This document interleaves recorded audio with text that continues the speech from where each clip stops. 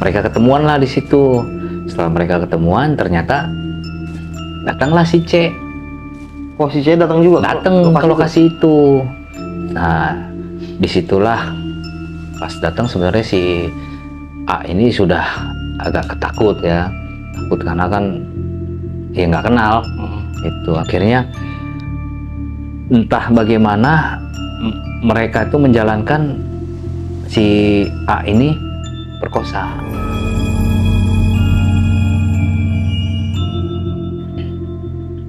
Si C pun ya istilahnya menyaksikan. Aduh, saya jadi ngeri banget. Jadi si C itu menyaksikan, dan setelah kejadian begitu dibakar lah.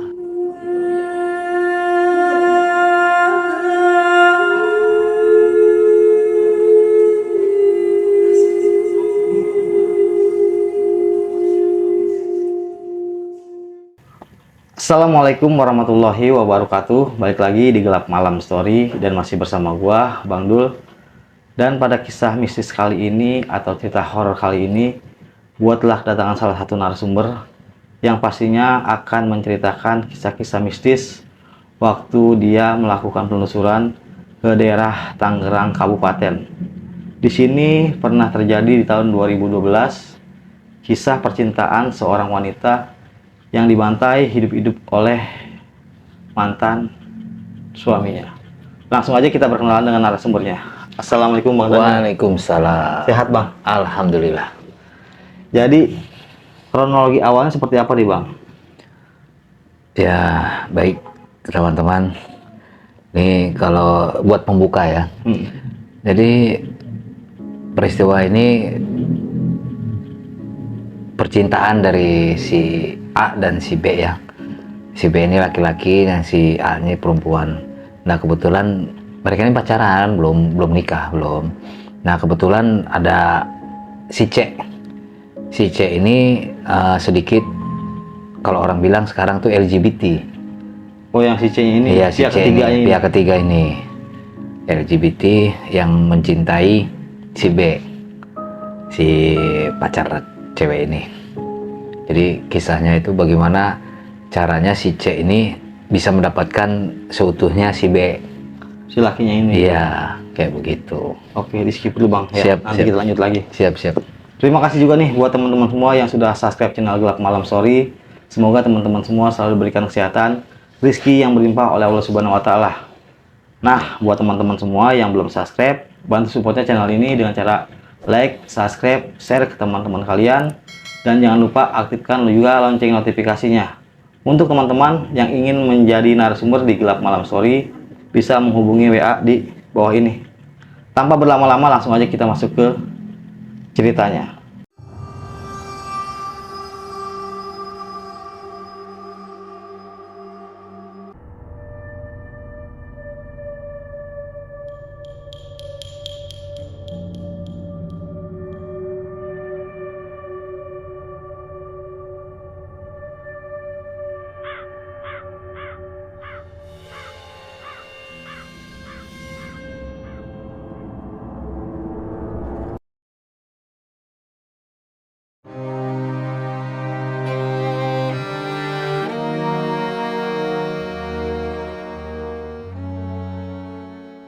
Oke, Bang Daniel, Iya. bisa diceritakan kronologi seutuhnya nih Bang?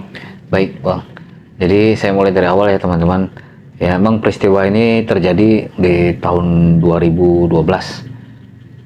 Jadi di suatu daerah di Kabupaten Tangerang, kebetulan ada sepasang kekasih. Ya masih muda banget sih ceweknya ini, ya kita sebut aja ceweknya A ya, dan si cowoknya ini kita sebut B, itu inisialnya. Nah mereka ini masih muda sebenarnya, masih muda banget, dan si A ini sebenarnya cantik Bang, anaknya itu cantik Bang, cantik banget, dan kebetulan emang dia lagi deket sama si B. Nah itu sekitar berjalan, mereka dekat itu ada sekitar 6 bulan lah, 6 bulan. Jadi Hubungan pacarannya 6 bulan? Pacarnya 6 bulan. Nah kebetulan hubungan mereka tuh awalnya manis, istilahnya ya seperti pada umumnya lah pacaran mereka itu. Nah entah mengapa si B ini punya teman Nah, si C lah, kita kasih inisial si C. Tapi teman ini laki-laki perempuan? Laki-laki. Nah, cuman yang nggak masuk akalnya, si C ini ternyata kalau di dunia yang sekarang ini disebut LGBT. Oh, dia punya kelainan. Suka sama jenis itu. Nah, itu yang nggak masuk akal, Bang. Jadi si C ini berambisi banget nih, bagaimana bisa dapat itu si B. Dia bisa, istilahnya kan kalau orang yang sesama begitu kan, kalau udah katanya harus kan begitu. Dia lebih misinya tuh. Iya, misinya lebih kuat dia mah. Nah, itulah. Jadi mungkin si B ini terus dicecer ya, dibujuk, dirayu, di ini, akhirnya luluh. Si B ini luluh sama si C. Mereka pacaran juga.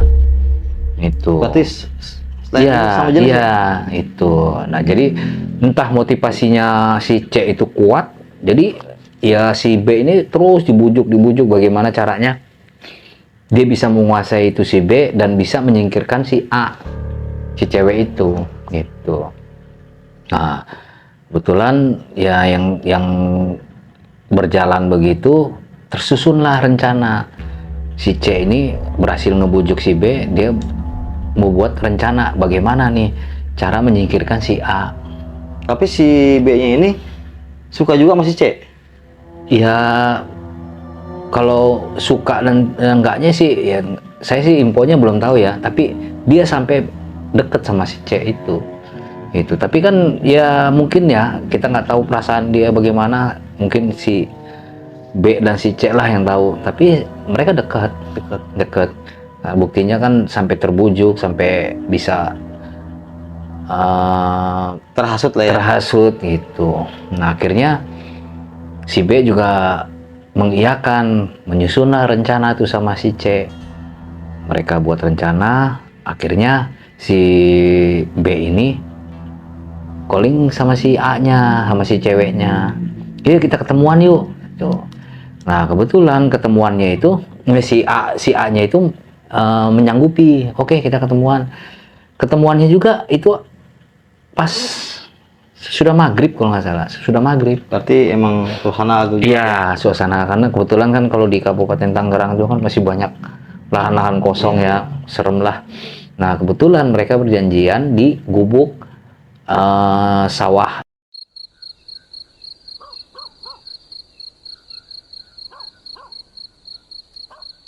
Di gubuk itu, dan di situ ada pohon randu kalau nggak salah, pohon randu tinggi lah dekat gubuk itu. Mereka ketemuan lah di situ. Setelah mereka ketemuan, ternyata datanglah si C. Oh, si C datang juga? Datang ke lokasi itu.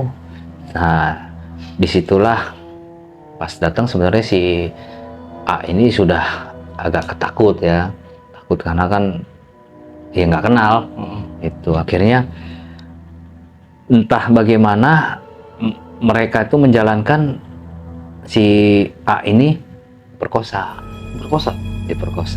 sama si B di lokasi itu. Iya, perkosa lah sama si B di situ, dan si C pun ya istilahnya menyaksikan. Saya jadi ngeri banget. Jadi si C itu menyaksikan, dan setelah kejadian begitu dibakar lah. Si A ini dibakar? Iya, si A ini dibakar. Itu dibakar nih, maaf bang. Jadi dibakarnya itu dalam kondisi masih hidup atau udah pingsan kah? Hidup. Masih hidup? Itu dibakar hidup-hidup. Berarti mereka punya rencana, emang udah mateng. Ya? Udah mateng rencananya ya? Itu udah mateng, dan ternyata emang dibakar. Setelah dibakar itu mereka pergi meninggalkan korban. Nah, setelah itu kira-kira jam 9 malam lah, ada warga lah yang lewat situ dan melihat api di kebun itu.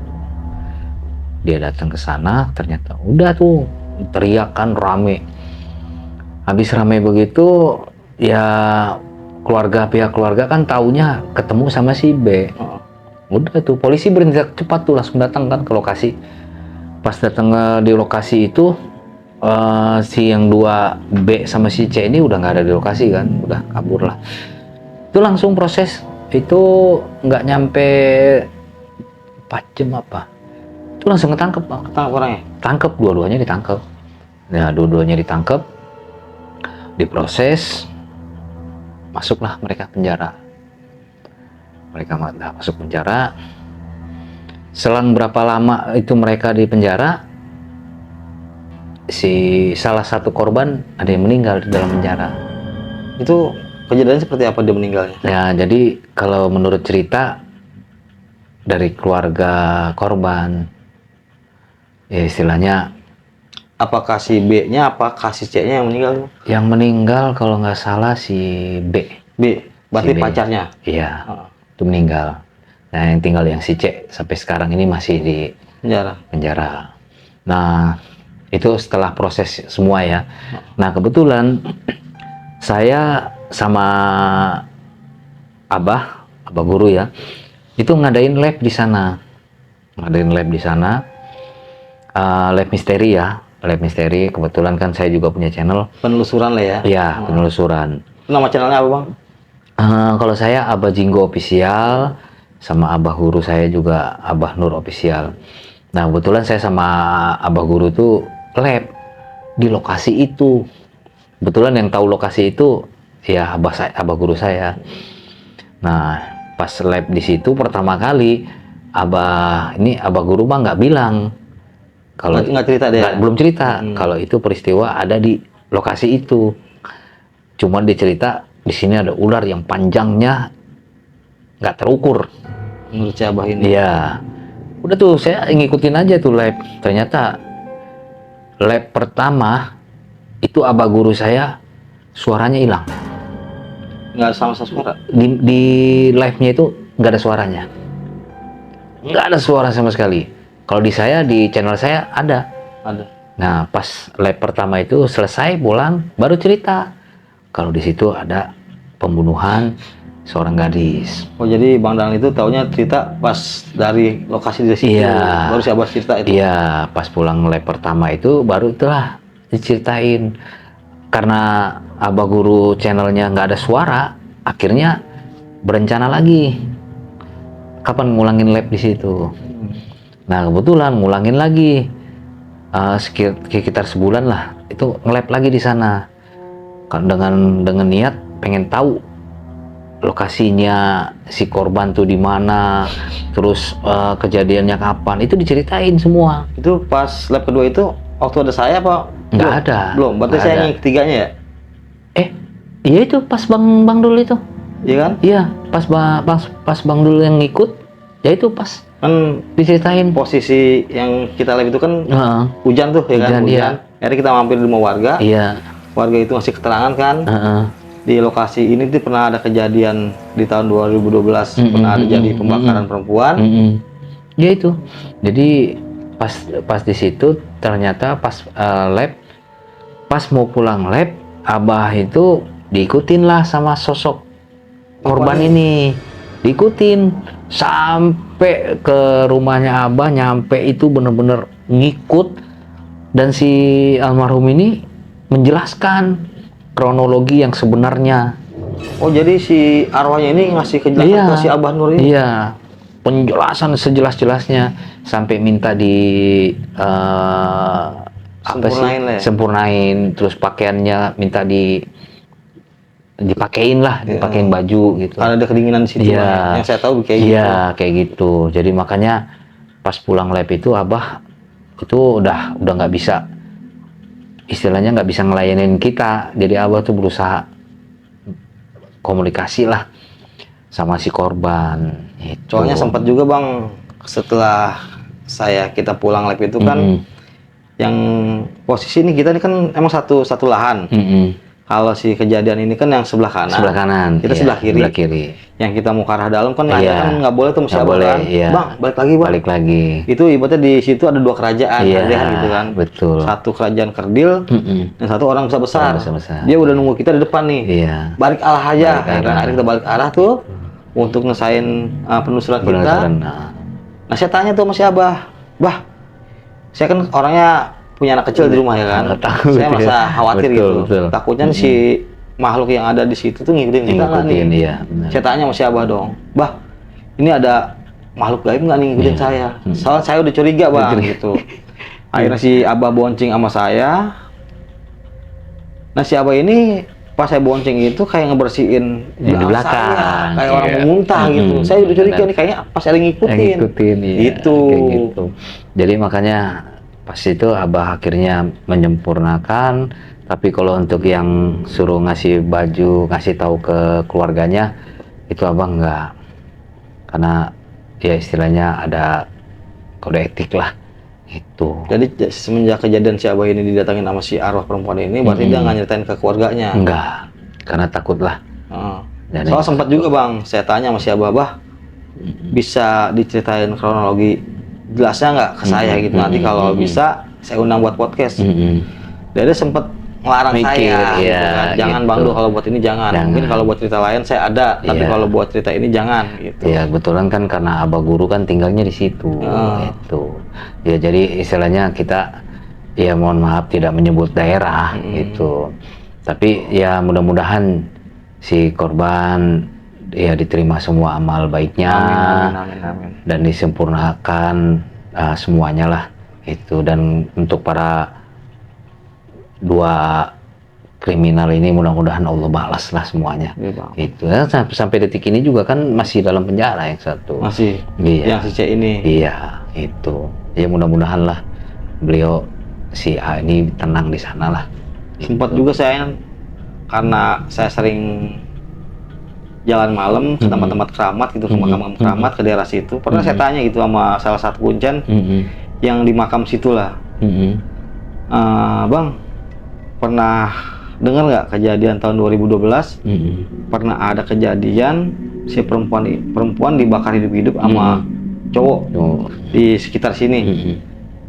Ternyata si kuncen makam itu pun ngejelasin gitu. Ternyata emang benar-benar viral di tahun 2012 itu. Itu benar-benar wah pokoknya heboh lah. Karena kejadiannya kan begitu. Sepasang ini berdua ternyata ada si C yang istilahnya kutip lah, nggak cowok miring lah kalau saya bilang mah kan, ya LGBT kalau sekarang kan, bagaimana menguasai si B ini dengan cara begitu kayak gitu, kayak istilahnya pilu lah untuk keluarganya si A ini kan pilu karena anaknya jadi korban jadi begitu, meninggal dengan cara yang tidak wajar bang kayak ya. gitu. Dan tempatnya pun dari lab pertama sampai lab kedua itu kalau kita ngelewatin bang itu kelihatan bang ya, ini buat orang-orang yang bisa melihat itu ya, itu kelihatan bang api itu kebakar terus suara nangis ya, kelihatan banget. Tapi pernah sempat dengar nggak dari warga sekitar itu pernah ada apa kejadian-kejadian semenjak dibakar itu, pernah Nggak ada yang berani bang, nggak ada yang berani? di situ lewat maghrib, sebelum maghrib nggak ada yang berani lewat. Soalnya pas kita pulang aja dari rumah warga udah pada tutup pintu semua kan? Semua. Iya. Itu pokoknya sebelum maghrib itu nggak ada yang berani lewat. Tempat itu nggak ada yang berani. Yang lewat orang nekat bang. Iya makanya dia Gitu. punya pikiran tuh ke kita orang, ini orang konyol Iya banget ya kan? gitu. Makanya ini orang-orang sablek kali ya. Iya. Mencari tempat-tempat yang nggak masuk akal gitu. Itu nggak ada yang berani lewat. Makanya nggak ada kejadian. Itu karena ya emang istilahnya walaupun itu kebun petani, ya itu kan pagi sampai siang, sampai sore. Kalau malam ya udah serem. Udah beda cerita. Udah kalau beda malam cerita kalau malam. Itu. Tapi mau nanya lagi nih. Tapi pernah nggak semenjak kejadian itu tuh si Abah didatangin lagi sama perempuan itu? Kalau pas yang lab pulang itu minta dijelasin diinin, alhamdulillah bang sampai sekarang. Sampai sekarang ya mungkin mudah-mudahan beliau tenang lah di sana dan Allah ampuni lah. Seperti itu. Tenang Jadi sampai pada sekarang. intinya tuh didatangin sama si Abah itu ngasih kronologi kejadiannya. Iya kejadiannya. Dia dibakar hidup-hidup. Iya. Dia telanjangin, Iya. masa kedinginan. Iya kayak gitu. Jadi minta dipakein baju. Baju gitu. Jadi bahasanya pengen disempurnakan. ya, dan minta dikasih tahu ke keluarganya itu. Ya cuman kalau buat Abah Guru mah nggak enak karena takut lah istilahnya, takut jadi omongan lah, sama menjaga lah itu. Soalnya yang saya dengar juga nih, saya tanya-tanya korek-korek dikit ke si Abah Nurnya ini. Ternyata si perempuannya ini masih sahabat dekat anaknya. Iya, Gitu. itu. Mungkin dia nggak mau cerita di Seperti sini lagi, itu, Bang. ya, karena nggak enak lah istilahnya kan. Kalau buat orang aib kan, Iya, betul. gitu. Tapi mudah-mudahan lah. Jadi di sini kita nggak bisa nyebutin daerahnya yang detail, jadi cuman Tangerang Kabupaten. Iya. Mungkin kalau teman-teman yang berada di Tangerang Kabupaten Iya, mungkin tahu kejadian tahun 2012 itu. ya viral, sangat viral banget itu. Sangat viral karena polisi pun bergeraknya dengan cepat. Nah, cepat langsung ketangkep semua. Itu yang saya dengar sih gini dari si Abah Nur ya. Si A ini pacaran, si A ini pacaran sama si B. Si B ini pengen nikah lah ke pernikahan si A ini, Bang. Jadi merasa dia ditolak sama pihak keluarga perempuan, dia sakit hati. Itu yang saya tangkap dari omongan si Abah Nur. Nah, dapatlah hasutan dari si C, gitu. Karena C ini punya misi. Iya. Itu Pengen dapetin cinta si B. Cinta si B, gitu. Jadi semuanya benar-benar ada maksud dan tujuannya, gitu. Makanya bagaimana si B ini bisa terhasut, ya mereka bisa membuat rencana ya karena masing-masing punya tujuan. Mumpung lu gitu. sakitin hati, Iya, habisin sekalian. kayak gitu. Padahal ya kalau saya dengar juga si beliau ini, si A ini udah cantik, udah baik. Istilahnya kalau Kembang orang desa bilang lah ya. kembang desa gitu. Tapi ternyata ya Allah punya jalan lain kan. Terima kasih nih Bang Daniel. Siap, siap. Udah bagi cerita di channel Gelap Malam Iya, Story. siap, siap. Insya Allah kalau ada Iya. lain waktu, kalau ada cerita lagi bisa berbagi lagi, Bang. Insya Allah. Mungkin insya banyak Allah. pelajaran juga nih teman-teman nih dari Iya. cerita Bang Daniel Ya, yang bisa kita ambil. Mungkin itu aja. betul. Kurang lebihnya mohon maaf. Siap. Wassalamualaikum warahmatullahi wabarakatuh. Siap.